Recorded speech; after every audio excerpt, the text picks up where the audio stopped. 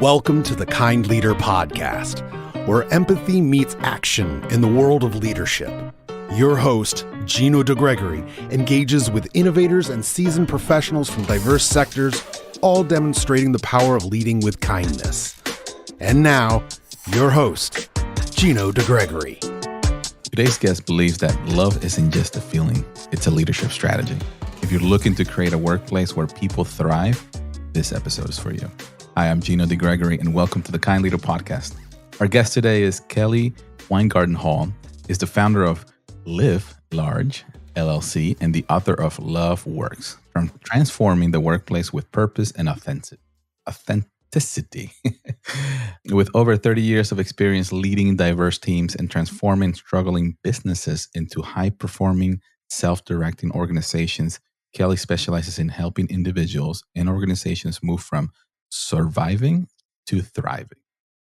Why does this conversation matter? Kelly's approach demonstrates how integrating love and empathy into leadership can transform workplace culture, enhance team collaboration, and drive meaningful change. Kelly, welcome. To kick us off, could you share with us a little bit about you and your journey, please?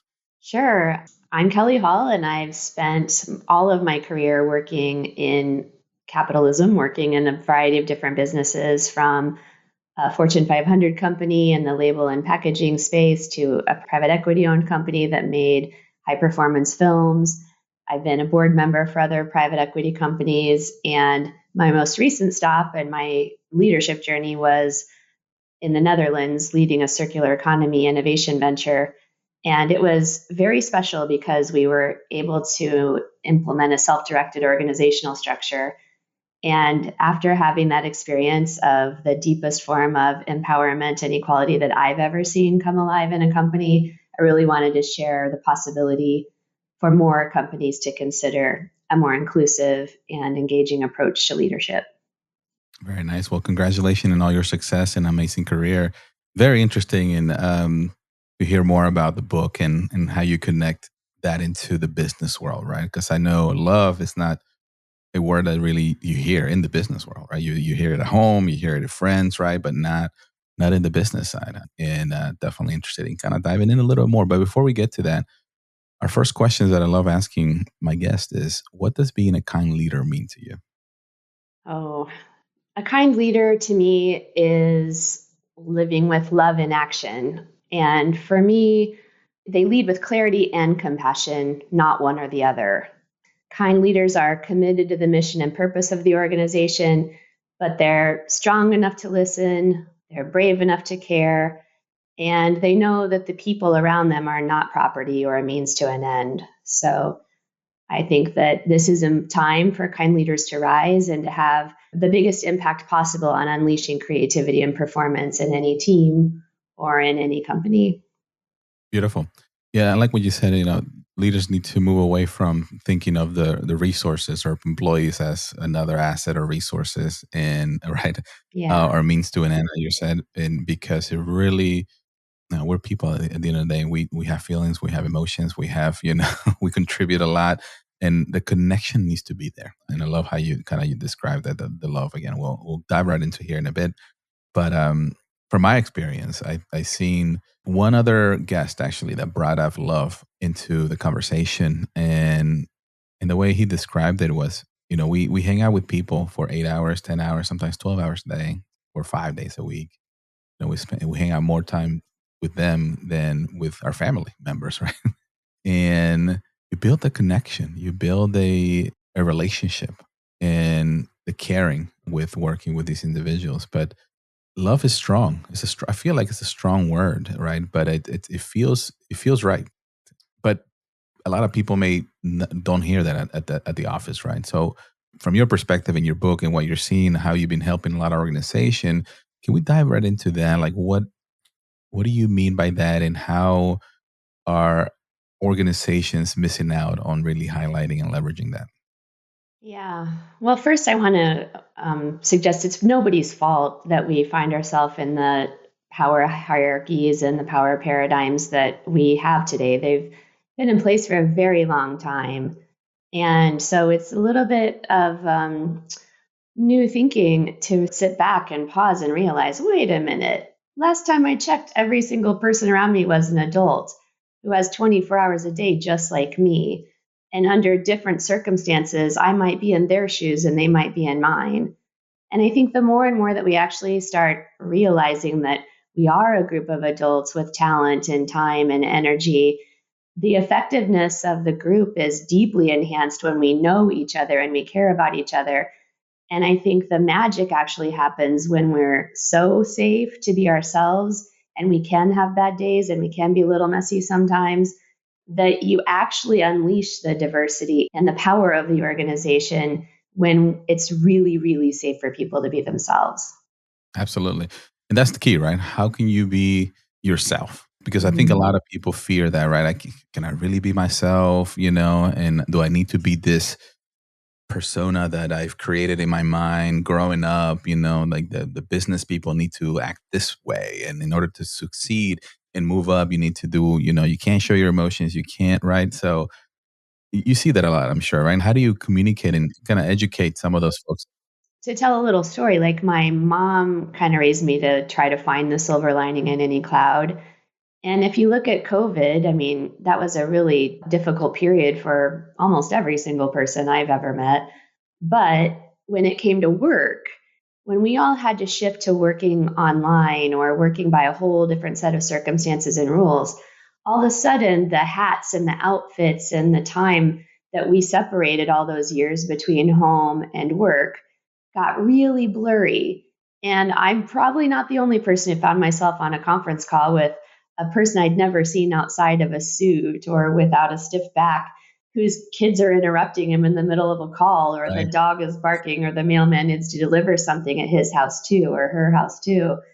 And I really feel like for that year or two in all of our lives, that disruption did have some magic and miracles inside when it came to showing us that we can trust each other to get things done in the weirdest of circumstances, that people are committed to missions and they'll do whatever it takes, no matter which desk or computer they're trapped behind.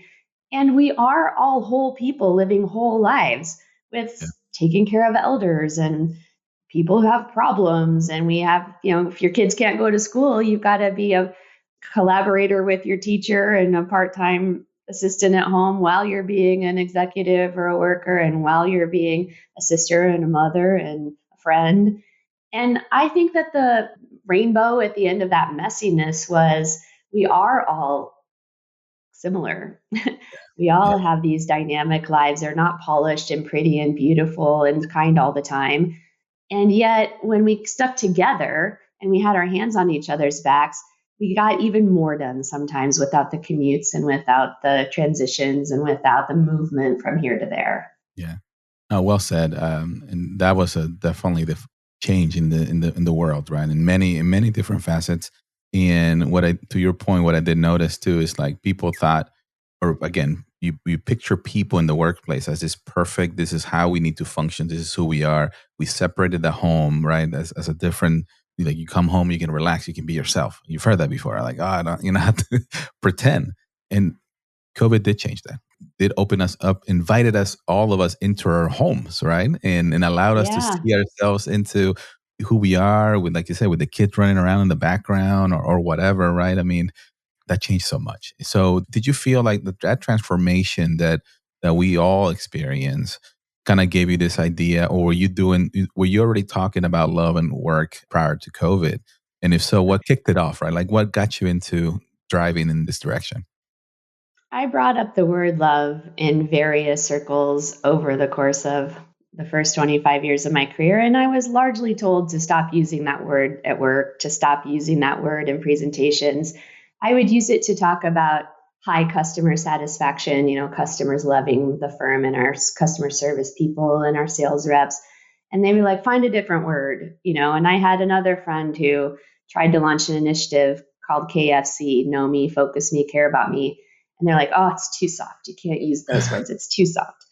And yet, that I kind of had to laugh because we're all getting comfortable with more femininity at work, more women at work, more care at work, more community at work. And yet there is a real gift to us being the best of our masculine energy and the best of our feminine energy, whether we're a man or a woman. And so I had a unfortunate circumstance of a breast cancer diagnosis, stage 4, that really made me pause and think about where I'd had the most fun and the most success in my own leadership, and where I collected a global network of friends from my colleagues and from my customers and suppliers. And I realized it was love the entire time. It's a very loaded word, love, because it means so many things to so many different people across cultures. But for me, that's just our essential life force. It's that special sauce in any relationship, because you know what it's like when you're sitting with somebody and you feel seen and heard, and you have the capacity and space to see and hear them.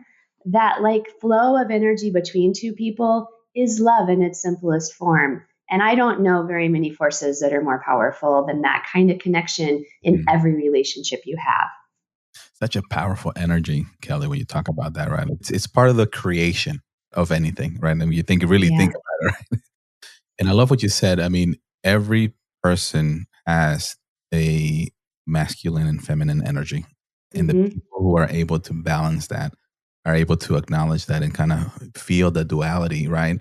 And working together to generate something great, right? So I grew up, I'm from Latin America, right? Grew up was born in Peru. And in Latin America, the male persona is, the dominant, right? Like you were doing things, this is how we're going to do it. And the females were very submissive again, from a cultural perspective, right? And I noticed that growing up with, my dad and my mom, and we moved to the States, and, here's a little bit different. It's more not that strong, right? But I realized that I was able to, at an early age, I was able to understand the differences. How do you navigate through the female and the male kind of energy, which is interesting. It's like, okay, here, how can, it allowed me to be more compassionate about things and be able to understand a lot of those things. And what I'm trying to say is, I love what you said, and it's needed for our audience here. It's really need to understand where you are, right? And you're from, especially from a love perspective, right? Like, how does that make you feel? Does it let's make you like very uncomfortable, or does it make you like, okay, that's interesting? So I don't know if you would agree, or your perspective of this when you talk to your customers, when you bring up the word love, do you ask them how that makes them feel? Does that have any kind of correlation with their feminine or male energy? That makes sense, the Hmm. question? I can't say I've talked to a lot of customers about love as much as I've shown them love. And I can give you an example of something that just happened recently, actually. As my book has been getting out there in the world, and nice people like you have been giving me a forum to share some of my thoughts, a person that I met in 2012 in India wrote me a letter just this week. And they said, "You might not remember me, but I remember you. You came to my office in Delhi in 2012 to talk about the highway projects that were happening in India, and I'll never forget you. And it's Wow. nice to see that you're doing this with your life now because you had a big impact on me." And I was like, wow, like I had to take a minute. I knew of that office day and I remember that meeting, but it's not like we started this big conversation. And yet now he's showing up in my life as someone who's being very helpful and being very kind and encouraging me. And that was 13 years ago. Yeah. Yeah. So it's sort of a matter, if you're showing up in your job, doing your job of your own free will, in line with the mission and the purpose of the company, that it resonates with you and it tickles your heart and stimulates your brain. And then you show up every day with an open mind and an open heart to do your best, to lend your gifts, to share your knowledge, and to connect. Yep. You are slowly planting seeds all over the planet sometimes that grow into a life well lived. Yeah. It grows into relationships all over that are not only good for commerce and good for business, they're just good for life. Yeah, absolutely. Yeah, it's being your true self, and like I love what you said, planting the seeds and giving, right? And connecting and giving, and you're impacting lives at that point, right? You're impacting, like what you just said, 12, 13 years ago, and this person still remembers you, and you made such an impact in his life, right? That it was so memorable. So that's Yeah. amazing. amazing for sure. Well, and I feel a little bit bad for all the people that are trapped in stories about this all powerful climb to the top of the pyramid. It's sort of like you pick up these ideas along the way that someday I'm going to know the most and I'm going to get paid the most and I'm going to be a decision maker and I'm going to call the shots. And, I was on that ladder for a long time. It's very exciting to look up at those people that you admire and you want to breathe their air and you want to have a code to get into a community because that would be like making it. And yet, when I think about the implications of an organization where the top concentrates the power and they go and close rooms and make the decisions that affect so many other people, and then I contrast that with the emerging leadership models like self-directed structures and like servant leadership and more progressive ways.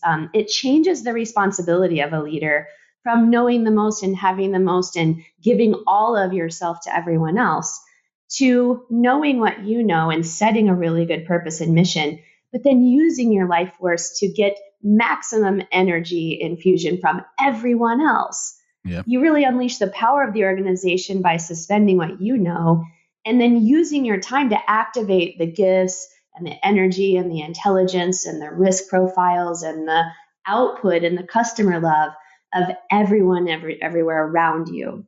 Yeah. And I think that when we flip that pyramid and we stop pulling everything up and we start pushing the wisdom and the knowledge we built as a helpful input to others, but let them run. Let them run with their hypotheses. Let them write a draft. Let them do an analysis. Let them show you what they would do on their own.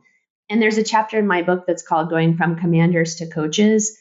And when you really bring all your gifts and your charisma and your joy of the mission you're pursuing, but you reverse your time from the time behind closed doors to the time inside of roundtables and inside of one-on-ones and inside of activation, the people around you will show they are talented adults who can make decisions.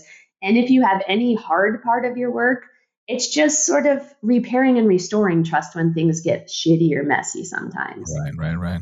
Oh, wow. You said a lot, which is really good. I love the description from what I heard from commanders to coaches.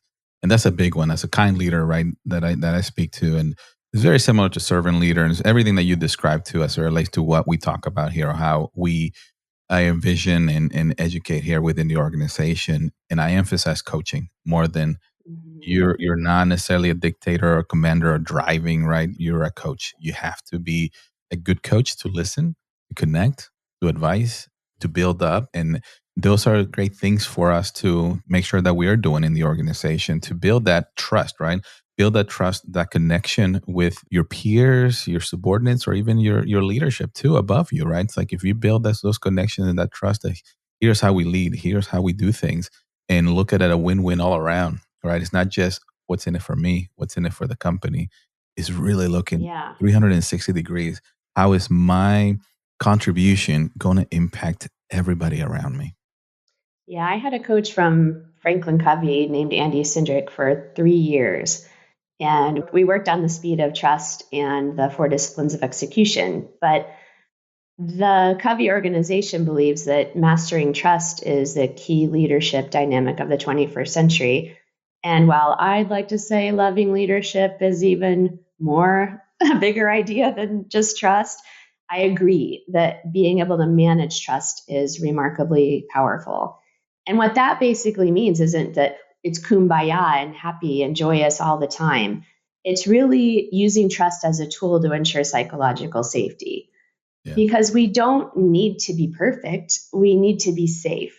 Mm-hmm. And I have really enjoyed watching teams be pursuing something with so much passion and so much ferocity and bringing their different styles and different behaviors and their introversion and extroversion and their readiness to fight for things they believe in to the table. And ultimately, that will crescendo from time to time into people being super mad at each other and ready to quit, and they're going to throw in the towel. And that's when a really good coach comes in and soothes the souls a little bit to say, let's just pause. Let's pause for an hour. I know you all care deeply for each other. I care deeply for you.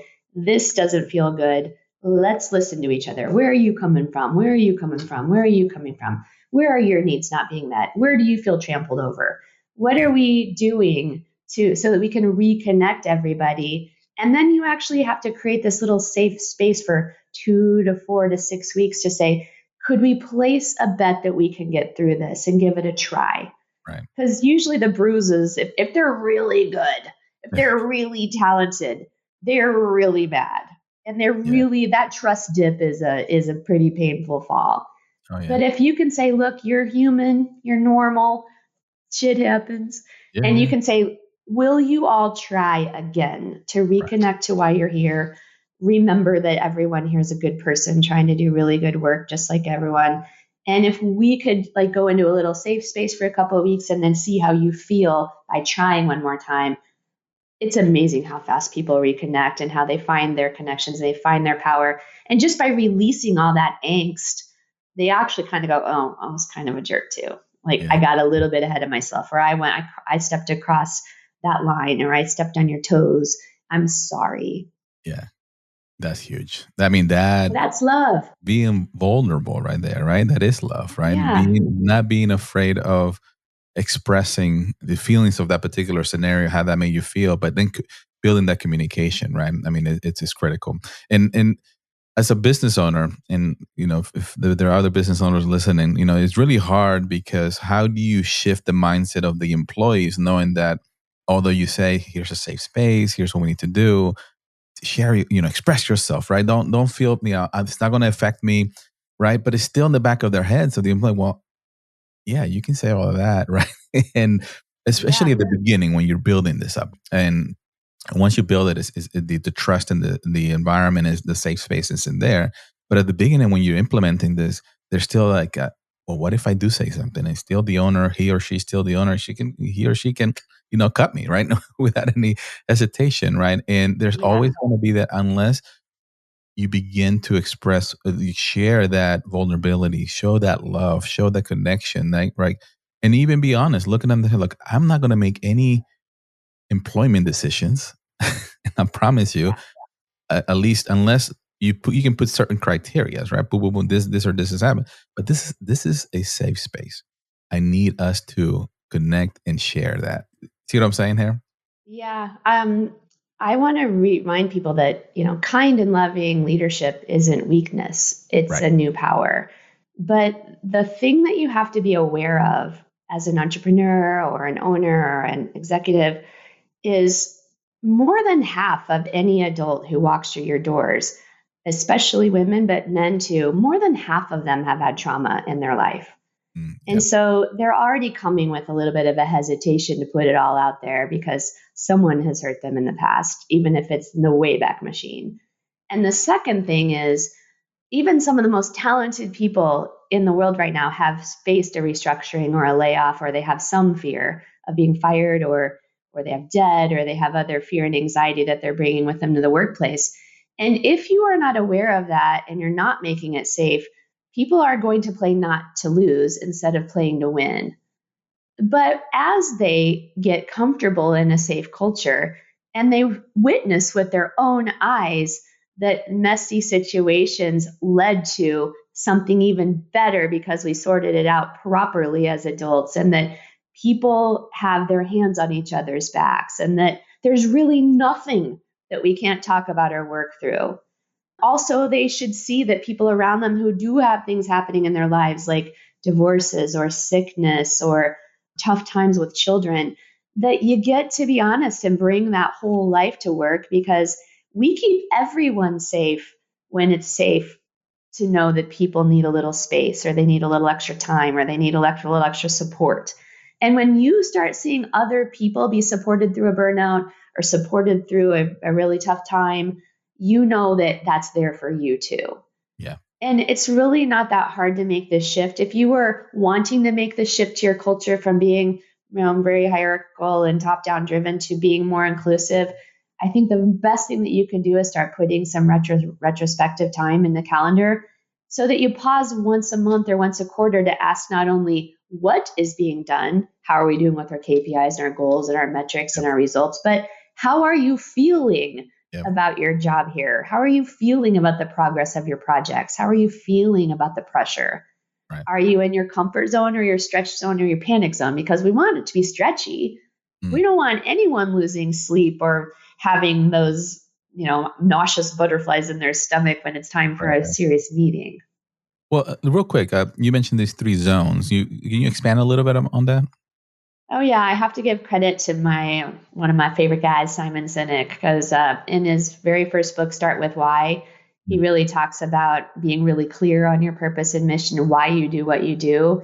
But then, as when you're working first on why, what, and how, you also get to focus on where people are. Are they comfortable with what's happening? Are they stretched or are they panicking? Because Mhm. nobody does their best work when they're full of fear and anxiety and panic. In my book, I call that dis-ease, because Yeah. dis-ease leads to disease. Yeah. And if we don't want that, we want people to be at ease, not cool, calm, and collected, but safe to be real and authentically you. Right. No, it's beautiful. Thank you. Yeah, I do remember. It's been a while since I read that book, so I may have to get a refresher. But that's great on Or the just go zone. watch the TED Talk, because I think he's still one of the top 10 TED Oh, Talks ever. And that's exactly the point he makes. And it's way less time than reading the book. that's true. That's true. But I mean, that is the thing that we have to do as leaders. Really, find a connection, make a safe space for folks to understand, and then because it's not just once and done, right? You have to keep doing it. You have to stay Yeah. committed to this new way of doing business, new way of not only treating your employees, but or working with your colleagues. But it's the norm now, right? It's a, like I said, superpower, as you were saying, right? For us to Yeah. be successful in the new age now. Yep, it's very important. It's not a hard switch. I think it has way more to do with mindset than hard skills. There are Yeah, plenty of hard skills that can be applied, and at the end of every chapter in my book, I try to offer some tips to activate loving leadership, because you've seen it. Everyone has seen a lot of loving actions around them. We just didn't call it that. yeah, And so I think that hopefully a lot of the ideas I have are very familiar, because people are either doing them or they've been positively affected by a leader who showed those skills at yeah. some point in their past. Absolutely. Yeah, like I said, it's very similar in the way I'm pushing kind leadership to what you're talking about. I don't really call that love per se, not on purpose, but I'm very open to using it. I'm not afraid of or not uncomfortable, right? And I think I do a lot of unconventional things. Like for example, before our leadership meetings every week, I do a guided meditation, you know, Ooh, to get us into the moment, into the present, right? nice. That's one of the nicest ways to show kindness and compassion and love, is just by being fully present. And meditation is such a great way to get there. Absolutely. So I kind of walk them through, like, hey, being the now, get them into that grateful energy, right? Grateful for being here, grateful for the body, grateful. I even say, like, you don't think about this, right? But I say grateful for your heart that beats without you telling it. Like, really think Yeah. about it, right? Like, be grateful for that. People for like take that for granted, right? Mhm. And it allows us to just center and we moved away from it for a little bit, and I felt like I need to come back, and so we recently came back to doing it, and I feel good, and I think it opens up for like that vulnerability. It's like, who the heck does guided meditation before a business meeting? So, but it's working for me, and it sounds like that's another way, to your point, another way of showing that love and kind to folks to express themselves and be who they are. Mhm.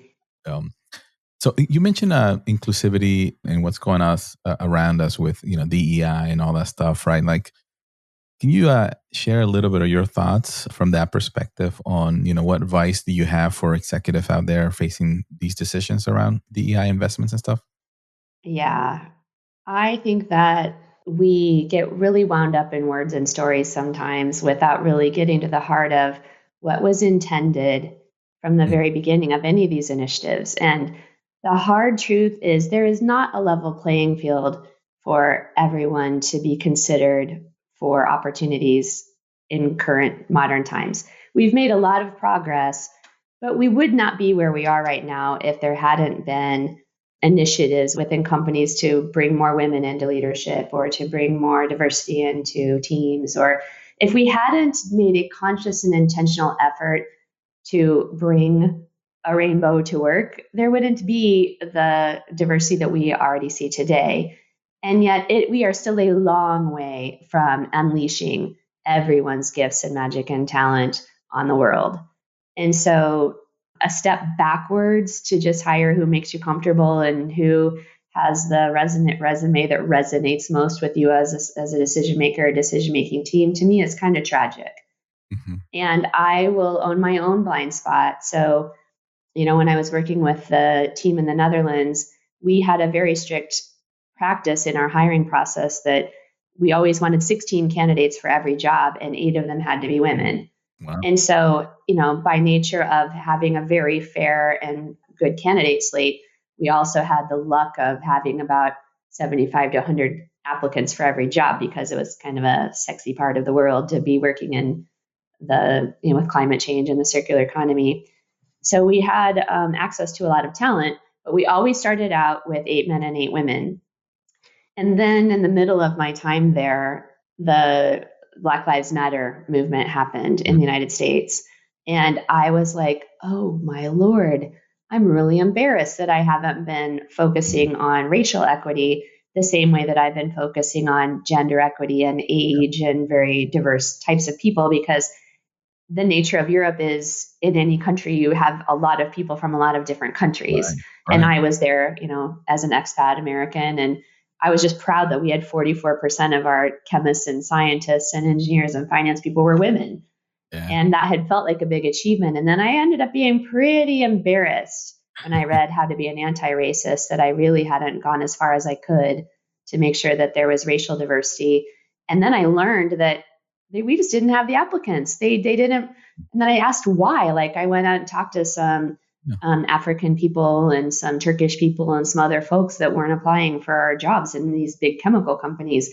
And they said, I don't believe I would like the way it feels to work there. I don't believe my traditions and style and brains and talent would be respected as it is in other places more readily.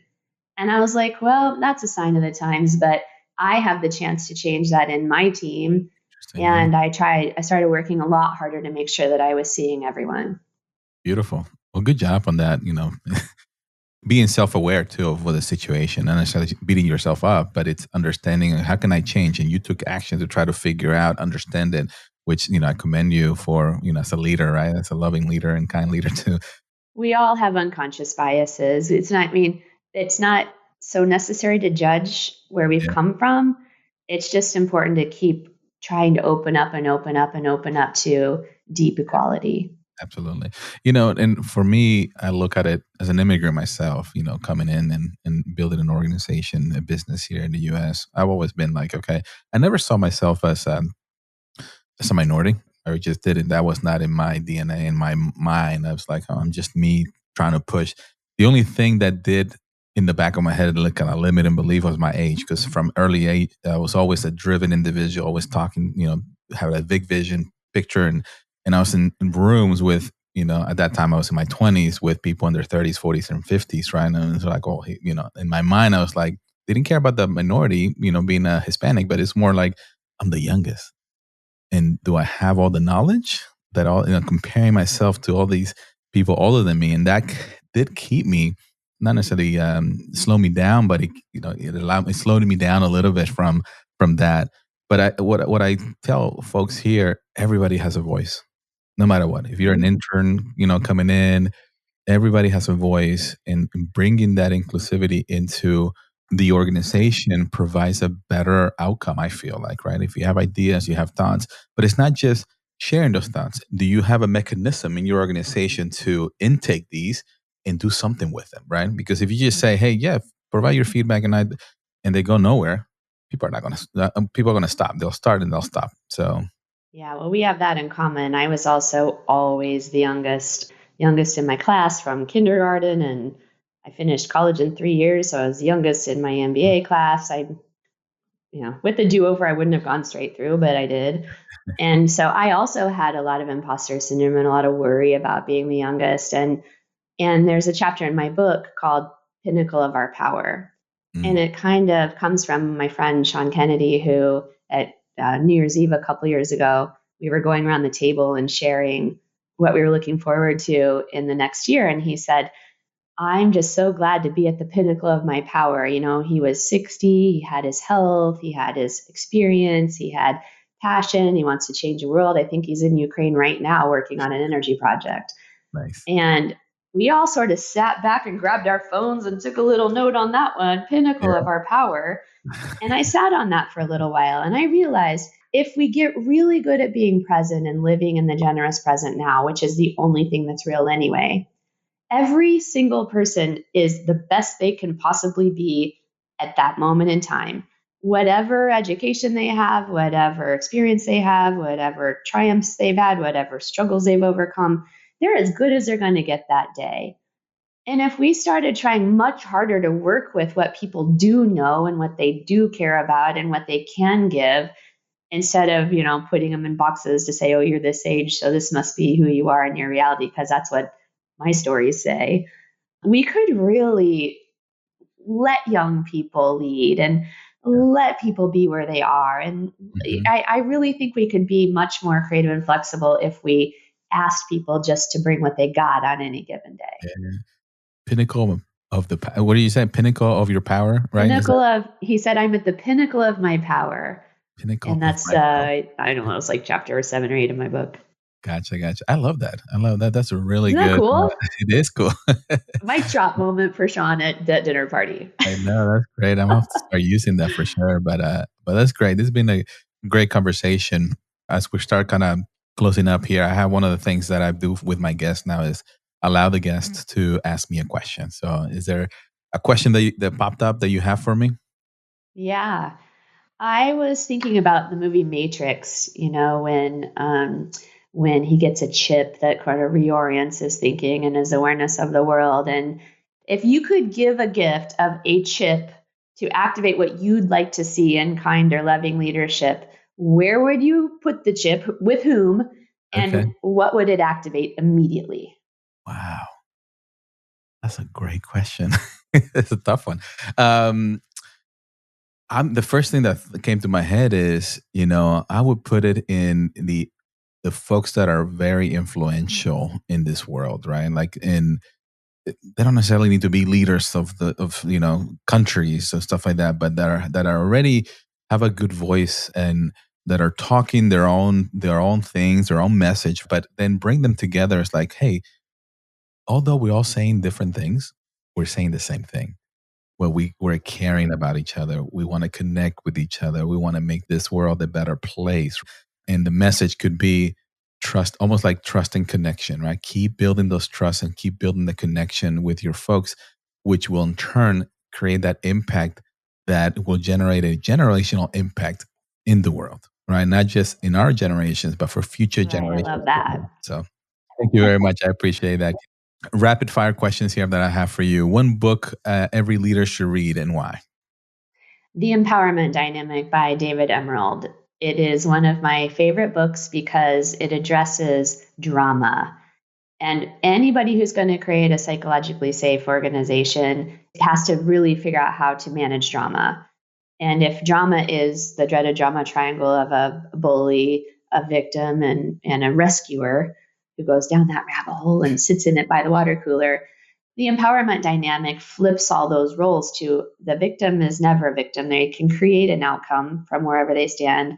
The bully just becomes a challenger, a button pusher, and the rescuer becomes a coach. And I have used this. I've made pretty much probably about 200 copies of that book. And I really believe it's a simple read, a couple of hours.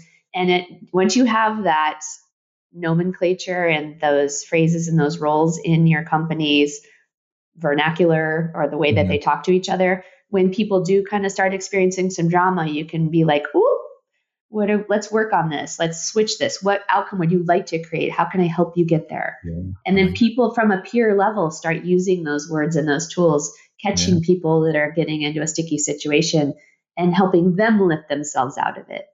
Beautiful. Beautiful. Thank you. Favorite quote or mantra? My favorite quote is Maya Angelou about people might forget what you said or forget what you did, but they'll never forget how you made them feel. Oh, that is powerful. Yeah, that's huge. If you could have coffee with anyone, the past or the present, who would it be and why? Right now, I'm really keen to have coffee with Donald Trump because I really feel like anyone who has that much power and that much impact should be leading from love.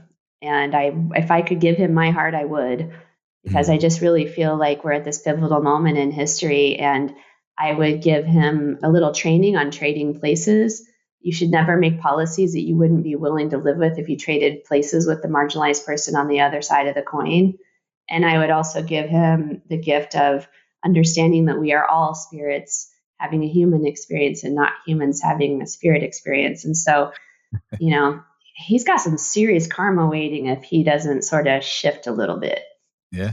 And I don't want him to have bad karma, nor anyone else. And so I would like to just say, while you're here with all this power and all these friends who have a lot of power, how about if we start taking responsibility for leaving the world better for everyone? Yeah. I love what you said. We're a spirit experiencing in the human body, right? Like that is.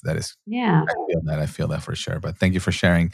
And hope, I don't know, maybe you do get a chance to have coffee with him or not. An open invitation. You never know. Maybe He'd have to eat vegetables at my place, but maybe he would put up with it. Maybe he's listening to the podcast. I don't know.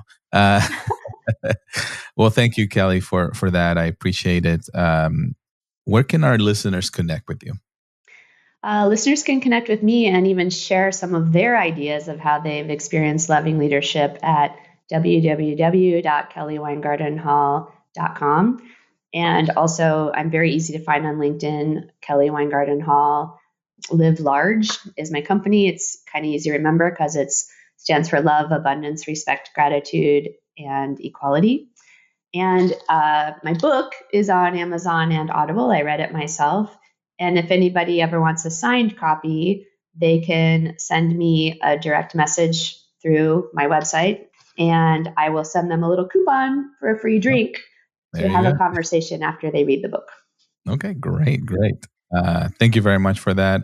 Any final messages you have or you would like to leave our audience here with? I guess I want everyone to remember that life is so short, and it's a miracle that any of us are here being powered for 80, 100 years with a breath and a heartbeat just by eating food and drinking wine and water. And it's an opportunity to really tend to the relationships in your life. The relationships you find at work can be some of the most precious things that you remember in the end. And there's just no reason for relationships not to flow and not to be connected and caring.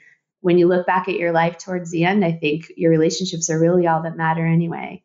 Yeah. So I just encourage anyone to think harder about bringing your love to work. Beautiful. I love that. Well said there, Kelly. Thank you for your time, for your wisdom, and all the great stories that you share. And congratulations on an amazing book. And definitely looking forward to listening to it. Excited about learning some of those things. I always learn something amazing in every podcast, but I'm really looking forward to how can I integrate some of those great things that you have into our kind leadership kind of mindset and framework that we have internally here. So thank you again for being part of this, and our audience, thank you for listening to the Kind Leader podcast. And remember, be kind, bring value, rise together. Have an amazing day, everybody.